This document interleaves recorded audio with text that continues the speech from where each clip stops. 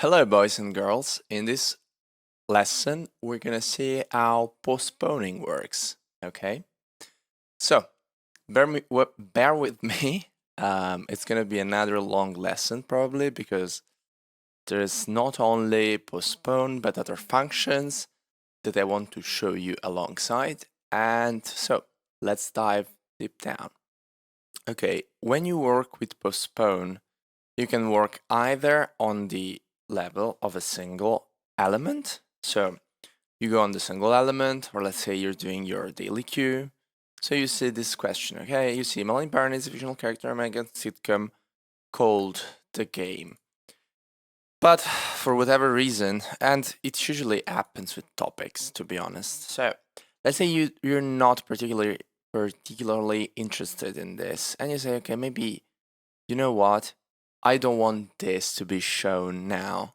I don't need this now. What am I gonna do? You do Ctrl J and you can set manually the interval. Keep the high here, interval. And now you change the interval, which is now, for some reason, 17. Didn't we say 15? Next 10 of August, which is, yeah, no, it's 15. 15. Oh, this is the interval from your last repetition, right? Okay, that makes sense. If you don't want to do this in the moment, but maybe you still want to do this today, there's another function. So we just saw that postpone is Ctrl J. What we're gonna see now is how you can move in the topic in another position in the queue. So with Ctrl Shift J, you can shift the position in the outstanding queue. It's usually used to postpone the thing in the during the day. So let's say it's the morning and I want to see this in the night when I'm gonna to finish my repetitions, and that's what you use. You can also use Ctrl Shift J to advance. So let's say I want to put it like as one, and right now if let's change, and if I do learn, it's gonna show me this. Really nothing really difficult. So let's take a look at this, okay? So here you have your learning bar, edit bar, and read bar. In the learning bar, you can see the current interval and how many reps you did. And you can change the interval and the date of the next review by executing a repetition now. So the difference with Ctrl J is that if you do Ctrl Shift R, you will still postpone, but it will count as a repetition. Okay. I usually just Ctrl J, honestly. I have few cases where I used other functions. And here you set the priority. But again, this is pretty useless. Okay. Like I never really use this bar here. It's just to show you. This is the priority of the element that we saw in the previous lesson. This is the element priority expressed as a position in the queue. This is the close. This is the how you do extracts, which is Alt X. Paste. This is we saw this in the element video, if I'm not wrong, which is Control N to add new topics with the pasted content from the clipboard. And here you have add a note with the simple Alt N. Okay. Here you can view the calendar of your repetitions, which is Control W, and that's it. Like there's not much to it. This is the Control Shift Enter that we already did see when we saw how the dismiss and how the done works. Okay. Apply template, font, remove formatting. This is the Control Shift F12, even if it's not written in it. This is switch to drag, and which is Alt left click. We already seen this. Duplicate. Okay, this is an interesting one, and we're gonna duplicate this Alt D. You can see the duplicate. It will have written on it duplicate. An important thing when you do duplicate, you're now actually in the duplicate, but the selection is here. But if I click on content, which highlights my position in the knowledge tree, is there. Okay. Again, nothing really difficult. This is import, and we're gonna see this in the next lesson. Okay, now we're gonna see how to move stuff in our queue. First of all, remember, you can see your queue here. You can see your priority queue here, which is how your priorities work. And this is useful if you're doing batch priority operations. And even if you're doing postponing operations, since postponing or advancing is changing the priority queue, it can be useful. I don't really check for that often, but it can be useful. Concepts all memorized, dismissed. This is pretty much self-explanatory, okay? We're gonna see our outstanding, and that's it. Let's say we have too many elements, and we cannot do all of this today. So we want to postpone all of this, but we don't want to do one by one postpone operation. We want to do a batch postponing. So how do we do that? For every single batch operation, you have to go on process branch, okay? So we're gonna say our process branch, and here you have postpone, okay? Okay, the postpone window is a little bit messy. I don't like the postponing, but I'm gonna explain you simply how it works. So you have here parameters, and you say skip conditions interval beyond 500 or 800, and so it skips this kind of elements. Okay, adjust, so you can see spec setting, ignore settings, always choose the most conservative setting, most liberal settings. Again, pretty much self-explanatory. Let's go back to scope. In scope, one parameter that you have to pay attention to is this one. So let's say you want to do a postpone operation. Postponing just means that the date of the repetition is put farther into the future, okay? Skipping the following number of top priority elements is a thing that confused many, because there's an incremental reading page that has an old description of this. It simply skips in the postponing. Like right now we're at the selected branch. So if this branch had 200 elements, it would skip with this parameter selected the first 50 in order of priority. So that's when priority comes into hand. Okay, so we could see that with control space on our branch. So you click on your branch, control space, and you can order them by priority to have an idea of what elements would not be postponed. So again, we go process branch, postpone, and that's it. Then you can do the simulation. Element to postpone 10, which is probably the which is today's element, I think, because, or just wait. Yeah, this is definitely more than 10, right? Memorized, yeah, 15.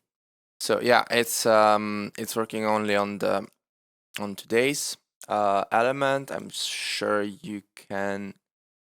Yeah, if you press this, you include elements that are not outstanding. Okay, this will dilute learning process warning. So I deselected this. Modify delay in proportion to element priority. This is useful, but again, it manipulates your queue based on your perception, not the algorithm, and that's always a little bit dangerous. Okay, so average delay 188%.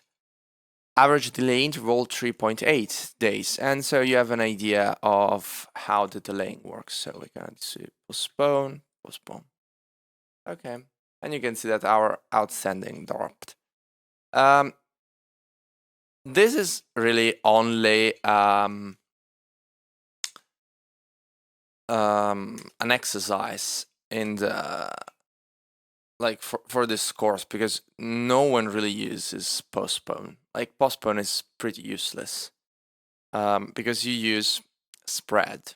Okay, so the advance, as I was reading on the documentation, because well, as always, it's a little bit confusing. And please do remember, reading up the documentation is fundamental. Okay, it's not that you don't know how to use SuperMemo, or maybe you're like, "Oh, I know how to use SuperMemo." No, even the most the oldest of the users goes to the documentation, because the functions are very counterintuitive.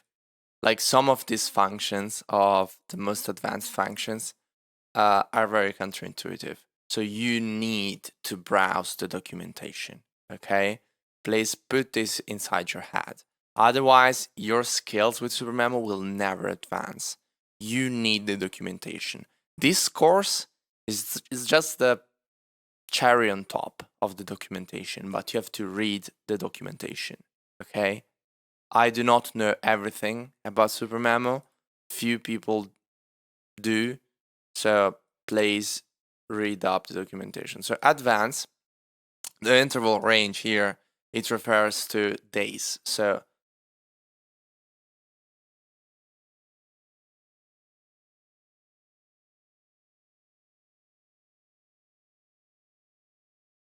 basically what you do is advance the stuff so that you can review that sooner.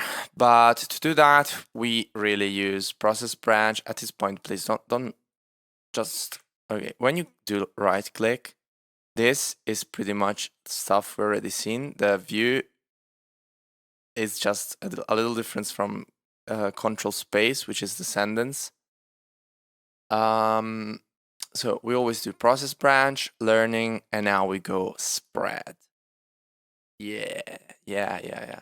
So now here you can decide how many elements per day you want. Let's say I want 2. Okay, 2. It's my, okay. Update, and it says our scheduling period 10 days. By the way, spread is actually called Mercy, and now we will see soon how it works for the today's outstanding. Spread spreads the number of elements on like a period of time, so that you have a specific number of them each day, like 2. When is it useful? After an exam, let's say a very huge medicine exam, maybe you don't want your learning process to be clogged by the thousands and thousands of items that you did while studying with SuperMemo. So what I do, instead of deleting the old items, I usually just spread them in like 200 days. If I have, let's say, 2000 items, I just do something like 10 items per day, so that I do not lose that knowledge and I can retain that knowledge long term. And it's been really helpful, honestly. Like retaining memories from past exams has been really, really helpful, even if I've been using SuperMemo for a relatively short amount of time. So I cannot really imagine on the long term how useful it will be. It's going to be a huge gain, because in medicine and in other exams, a lot of knowledge is redundant. So you have this notion about, I don't know, the menstrual cycle, which recurs in 6 to 7 exams. Like it will probably be asked in 6 to 7 exams in my faculty, at least. Then every faculty is different, but let's say pathology. You need pathology for pretty much everything. Like how coagulation works, it's useful in pathology, pharmacology, probably in the physical examination. There will be some questions about coagulation if they want to talk about bleeding, okay, profuse bleeding, emergency medicine, gynecology, because obviously bleeding is one of the key aspects. Okay, another exams like in general medicine, surgery, general surgery, orthopedic surgery. I mean, there are many exams where coagulation is a key aspect of them, right? And I'm just saying coagulation. It could be many other things. It could be like drugs, like pharmacology is a keystone exam, because if you start forgetting that, you're in the sense that you will need that stuff when you do the clinic part. So if I need to remember drugs to cure someone, to set a therapy, I actually need to remember the particulars about those drugs, right? I don't want to lose my pharmacology knowledge. I really don't. So there's that. The thing is, keeping all that stuff as normal is pretty impossible, because when you're studying, like close to an exam, you usually end up making, I don't know, like I end up making more than 200 items per day, because I really need to drill some of that stuff. And that means that you will have a huge, huge overload, a huge one. But at the same time, you don't want to lose that. You want to refine it, make it more elegant, because a lot of the knowledge is uselessly repetitive. Redundant now. Okay, one thing: redundant knowledge is not bad in itself. Okay, it helps consolidate the memory. But during the huge pressure of an exam, you usually end up making more items than you should, or some items that are quite bad. Like I've seen some of my old items for exams, or even in my writing where I was really in a hurry. They're shit. Like they're unreadable. They do not make any sense just because I was really in a hurry. So I want to reformulate that, but I want to reformulate that without stealing time from my current studying process. That's very important to me. Okay. Having said this, yeah, this does exactly what I'm saying. You can also use Mercer scheduling if you want to advance the elements in this branch.